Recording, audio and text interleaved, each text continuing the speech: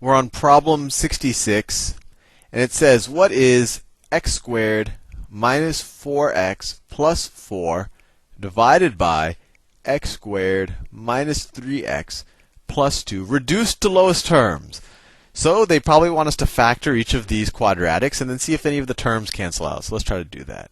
So the numerator, let's see, this seems pretty easy to factor. What two numbers, when I multiply them, equal 4, and when I add them, equal minus 4? Well, that's minus 2, right? Minus 2 is minus 4.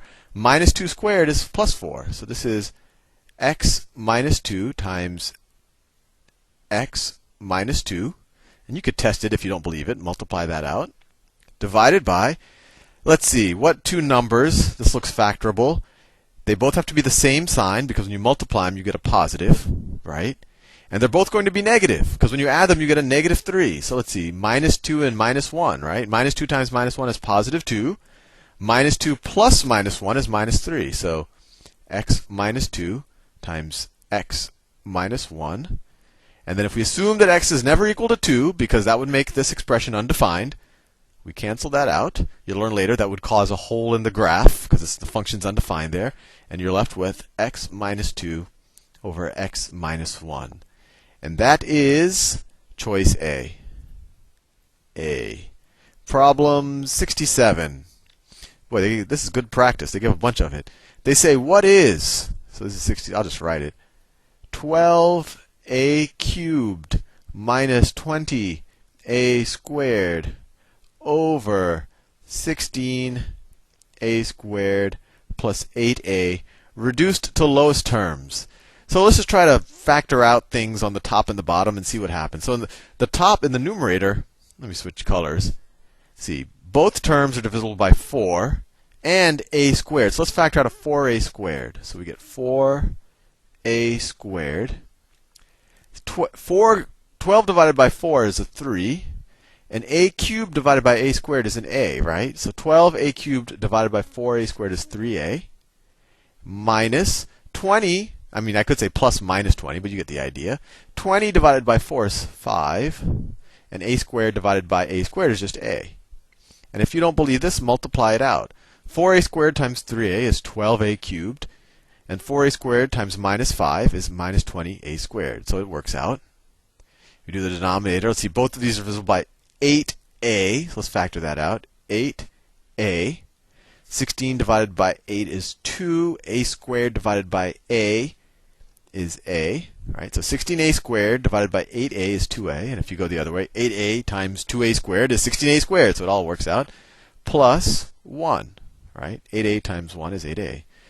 So let's see what we could do here. So this becomes a 1. This becomes a 2.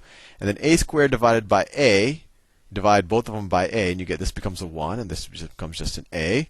And we're left with a times 3a minus 5 over 2 times 2a plus 1. And let's see, that is, yes, that is choice D. I thought maybe they want us to remultiply this out again, but that is choice D. Problem 68. 68. 68. Oh, this is a good one. I'll just write it. They just want us to multiply something. So they say 7 z squared plus 7z, all of that over 4z plus 8 times z squared minus 4, all of that over z to the third plus 2z squared plus z equals. So you might say, oh my god, I have to multiply all of these things and I have to divide them. But the best thing, I'm guessing, is to just factor these out, and all sorts of things will start canceling out with each other, and it'll turn into a pretty simple problem. So let's see. Both of these terms are divisible by 7z, so let's factor that out. So that top part becomes 7z times 7z squared divided by 7z. You just have a z left, right? If you multiply these, you get 7z squared plus 1, right? If you multiply this out, you get 7z squared plus 7z. The denominator, so let's just multiply, when you multiply fractions, it's just the numerator times the numerator over the denominator times the denominator. So let's just keep, so this is times the numerator. Z squared minus 4, that's a squared minus b squared. So that's z plus 2, a plus b, times z minus 2, a minus b. Right? That's just a pattern when I say all that a's and b's. So that's z plus 2 times z minus 2. Hopefully you can recognize that at this point. And then all of that over, let's see, we can definitely factor out a 4 here. So it's 4 times z plus 2, right? 4z, right. 8 divided by 4 is 2, times, and let's see if we can, we can definitely factor out a z here. So we get times z squared plus 2z plus 1. I think we're almost done. Now we have to factor this. Let me just rewrite everything. So this is equal to 7z times z plus 1 times z plus 2 times z minus 6. All of that over 4 times z plus 2 times z. And what's this? This is z plus 1 squared, right? Z plus 1 times z plus 1. 1 times 1 is 1, and 1 plus 1 is 2. So times z plus 1 times z plus 1. And now's the fun part. We can, this is a 1 here, the parentheses. Now we can start canceling out. And we assume that the denominator never equals 0 and all of that. Let's see, this z plus 2 cancels out with this z plus 2. This z plus 1 cancels out with one of these z plus 1s. I'll do the one that's written messier. And let's see, this z cancels out with this z.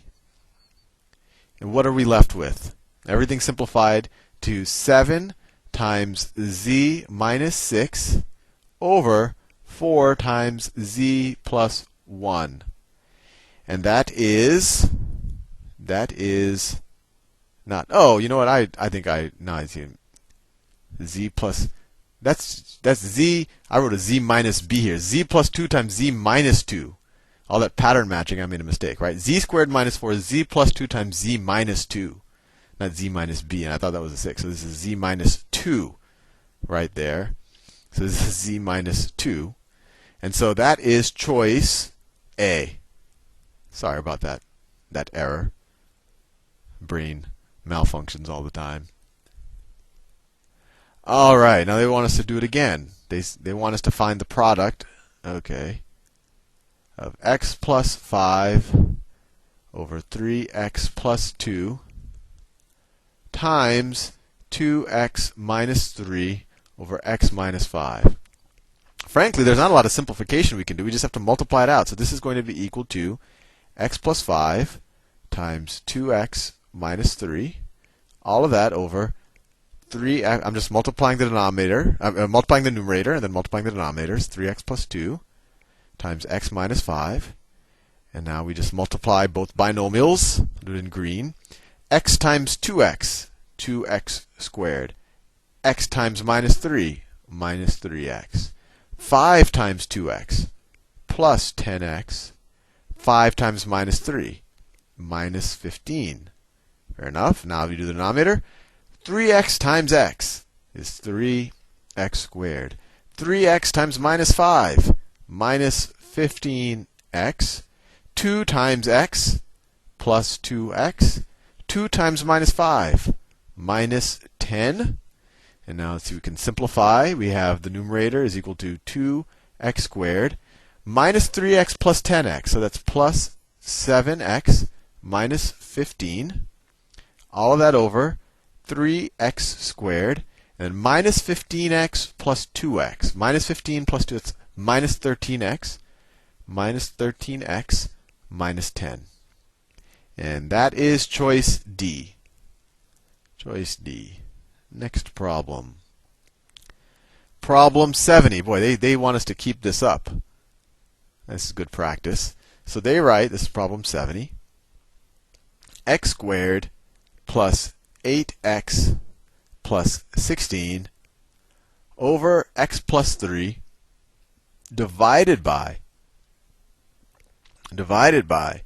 2x plus 8 over x squared minus 9. So the first thing you do, when you divide by a fraction, that's the same thing as multiplying by its inverse. So this is equal to x squared plus 8x plus 16 over x plus 3 times the inverse of this, x squared minus 9 over 2x plus 8. Fair enough. Now let's see if we can simplify these a little bit. I'll do that in yellow. So this is, let's see, 4 plus 4 is 8. 4 times 4 is 16. So this we can rewrite as x plus 4 times x plus 4. Let's see. X squared minus 9, that's a squared minus b squared. So this we can rewrite as x plus 3 times x minus 3. Just going with the pattern.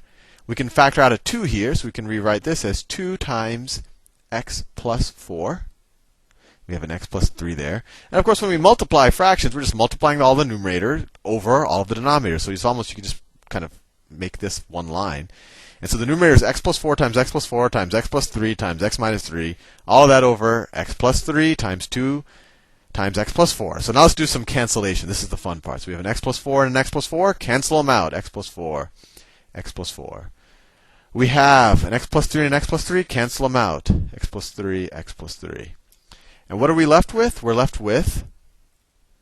are left with an x plus 4 times an x minus 3. All of that over a 2. And that is choice C. And I will see you in the next video.